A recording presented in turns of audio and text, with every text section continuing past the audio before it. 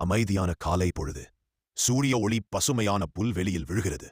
இயற்கையில் ஒரு சிறிய உயிரும் ஒரு பெரும் உயிரும் ஒன்றாக சந்திக்கும் போது அவற்றின் வலிமைகள் எப்படி மாறுபடுகின்றன? இன்று நாம் பார்ப்போம். எறும்பும் பூரானும் சொல்லும் ஒரு அழகான பாடத்தை. ஒரு நாள் தரையில் தனது வழக்கமான பணியில் மும்முரமாக இருந்தது ஒரு எறும்பு. கவனம் முழுவதும் தனது கடமையில். மெல்ல ஒரு பெரிய பூரான் அருகில் வந்து நின்று எறும்பை கவனிக்கிறது. நண்பா, நான் வருவதையும் கூட கவனிக்காமல் எங்கே சென்று கொண்டிருக்கிறாய்? உன்னை பார்த்திருந்தால் நான் என் கடமையைச் செய்ய முடியாதே பூரானே. எறும்பு தொடர்ந்து ஊர்கிறது. பூரான் அதை பின்தொடர்கிறது. மழைக்காலத்திற்கான உணவை இப்போதே தேடு சேர்க்க வேண்டியது என் கடமை. எறும்பே, வேகமாக ஓடி என்னை மிஞ்சிப்பாரு. அப்படி செய்தால் நீ வலியவன் என்று ஒத்துக்கொள்கிறேன். வீண சண்டை வேண்டாமே, என் கடமையைச் செய்ய விடு. பூரான் சிரிக்கிறது. எறும்பு, நான் வேகமாக ஓட முடியாது. ஆனால் நான் செய்யும் செயல்களை உன்னால் முடியாது. அதனால் யார் வலியவன் என்று போட்டி வேண்டாம்.